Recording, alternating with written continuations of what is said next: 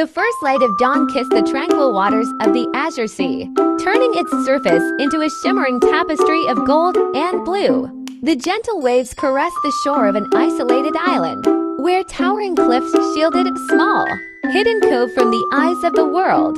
This cove, with its pearly sands and whispering breezes, was a place of magic known only to a few. Beneath the waves, where the sunlight danced in fractured beams, lay a world unseen by human eyes. This was the realm of the merfolk, a vast underwater kingdom teeming with life and mystery. Coral castles of brilliant reds, pinks, and purples rose from the ocean floor, their spires reaching toward the surface. Schools of fish wove through the corals like threads of living silk, while creatures of all shapes and sizes moved in harmony through the crystal-clear waters. At the heart of this kingdom, in a palace carved from the deepest blue sapphire, lived the royal family. Queen Nerida, ruler of the sea, was as wise as she was beautiful. Her long hair the color of midnight, and her eyes as deep as the ocean itself. Her daughter, Princess Roya, was her pride and joy, a mermaid of extraordinary beauty and grace, with hair like spun silver and a voice that could soothe even the most turbulent seas. Roya was loved by all who knew her, but there was one thing that set her apart from the other mermaids.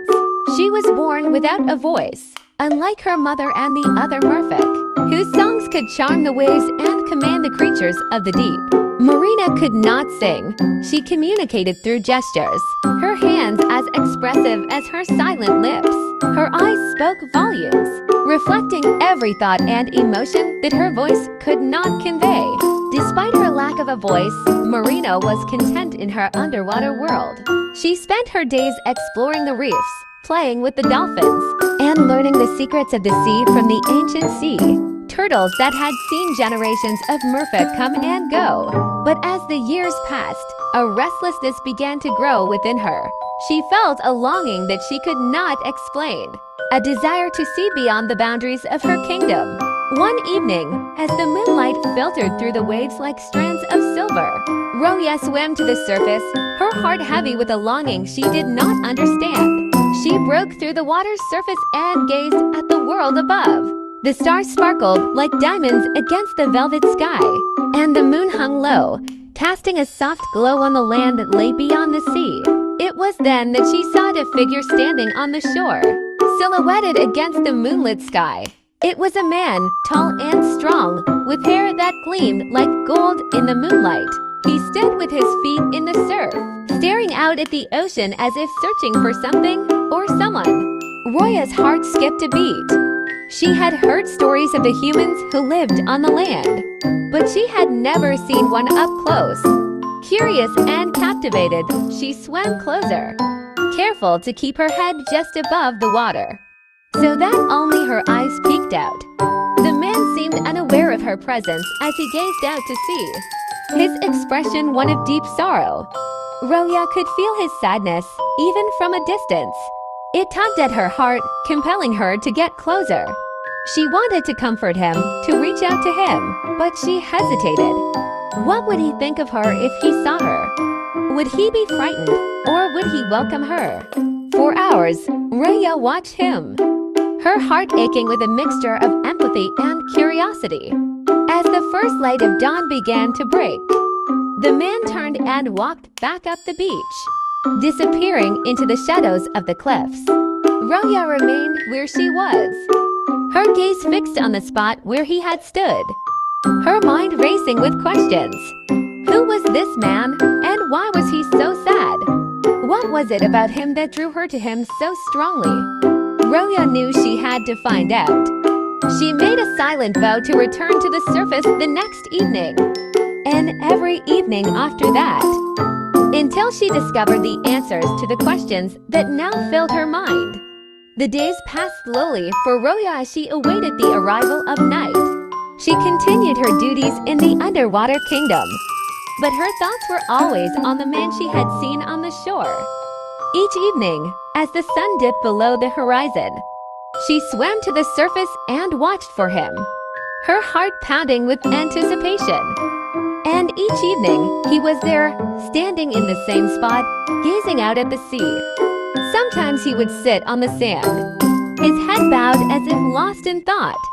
And other times he would walk along the shore, his footsteps leaving a trail in the wet sand. But always, he seemed alone, his shoulders heavy with an unseen burden. Roya longed to approach him, to reveal herself, but fear held her back. She had heard tales of the dangers that awaited merfolk who ventured too close to humans. Some were captured, never to be seen again, while others were hunted for their scales and fins. But something about this man made Roya believe he was different. There was a kindness in his eyes, a gentleness that spoke to her soul. One night, as the moon shone brightly overhead, Roya made her decision. She would approach the man and reveal herself. She would find a way to communicate with him, to understand the source of his sorrow, and perhaps even help him.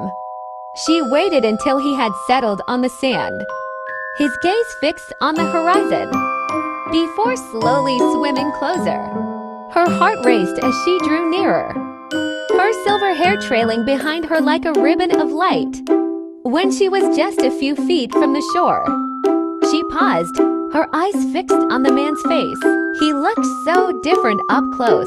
His features were strong and handsome, but there was a sadness in his eyes that tugged at her heart. For a moment, Roya hesitated, unsure of what to do. But then the man sighed deeply, his breath a soft whisper in the night, and Roya knew she couldn't stay hidden any longer. Slowly, she rose from the water, her upper body emerging from the waves. She kept her movements gentle and deliberate. Not wanting to startle him, the water lapped around her waist as she lifted a hand, waving it slightly to catch his attention. The man's eyes widened in surprise. As he caught sight of her, he scrambled to his feet, taking a step back as he stared at her in disbelief. For a moment, neither of them moved, both frozen in place by the shock of the encounter. Finally, Roya smiled a small, tentative smile that she hoped would reassure him. She placed a hand over her heart, then extended it towards him in a gesture of peace. The man blinked, as if trying to decide whether what he was seeing was real. Slowly, he took a step forward, his eyes never leaving her face. "Who? What are you?" Roya wished he could answer, but all she could do was smile and shake her head slightly. She placed a finger over her lips, then shook her head again, hoping he would understand that she could not speak. The man frowned, his brow furrowing in concern. "You can't talk?" he asked. Roya nodded, her eyes filling with a mixture of frustration and sadness. She had never felt the loss of her voice as keenly as she did in that moment. There was so much she wanted to say to this man, so many questions she wanted to ask Dot, but the man's expression softened, and he took another step closer. "It's all right," he said gently. "I can understand you, even without words." He paused, his gaze searching her face. Are you a mermaid?" Roya nodded again, her heart pounding in her chest. She could see the curiosity and wonder in his eyes, but there was no fear, no revulsion. He seemed more intrigued than anything else, and for that, she was grateful. The man smiled, a faint, hesitant smile, and Roya felt her heart lift. "My name is Elias," he said, his voice low and soothing. "I've heard stories about your kind, but I never thought I'd actually meet one of you." Roya pointed to him, then placed her hand over her heart, hoping to convey her own name. Elias watched her for a moment, then nodded. "Your name? It starts with an M, doesn't it?" he guessed. Roya's eyes widened in surprise, and she nodded enthusiastically. Elias chuckled softly. "Roya?" he asked. She nodded again, a bright smile spreading across her face. It was as if he had read her mind. "Plucking her name from the depths of her thoughts, he asked, his voice a mixture of awe and confusion. As the days turned into weeks, Roya and Elias continued to meet by the shore each evening. Their silent conversations grew more natural with each passing day. as they found ways to communicate without words.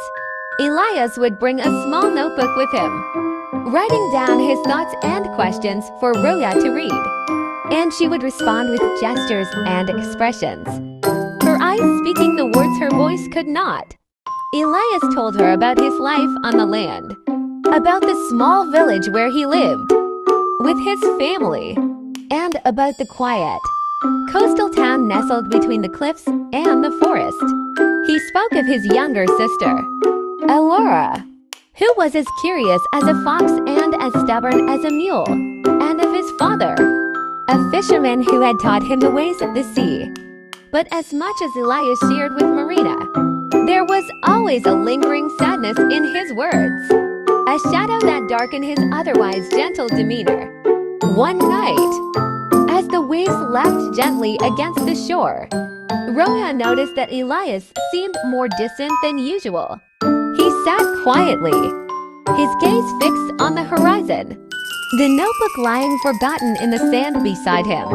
His hands were clenched into fists, and his shoulders were tense, as if he was carrying a heavy burden. Roya swam closer, her silver hair trailing behind her like a ribbon of light. She reached out and gently placed a hand on Elias's arm, her touch as soft as the caress of the sea. He turned to look at her, his eyes filled with a pain that she had never seen before. For a moment, neither of them spoke.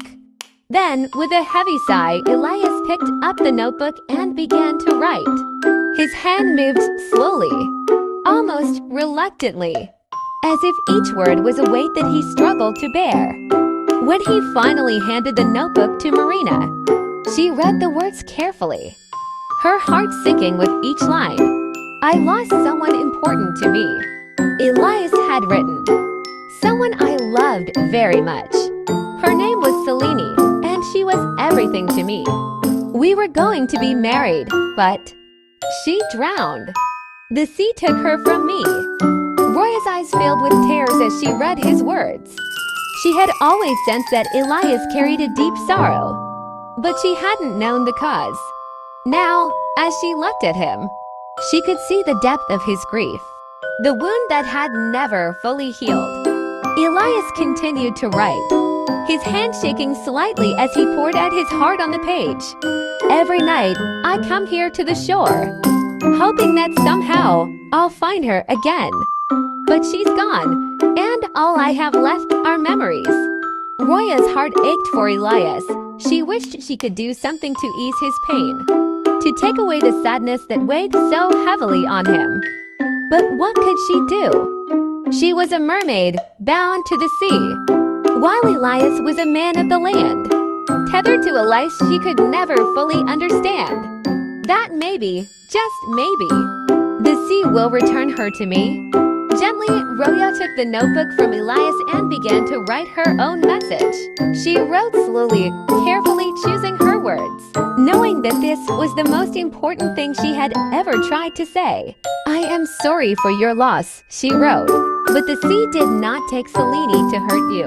The sea is not cruel. It is just a part of life. Sometimes the ocean gives, and sometimes it takes away. But it is not evil, and it does not seek to cause pain." When Elias read her words, he looked at her with a mixture of sadness and gratitude. "I know," he whispered, his voice barely audible. "I know the sea didn't mean to take her, but it still hurts." Roya nodded, her eyes filled with understanding. She knew the pain of loss, the emptiness that came from losing someone you loved. But she also knew that life went on, even when the heart was broken.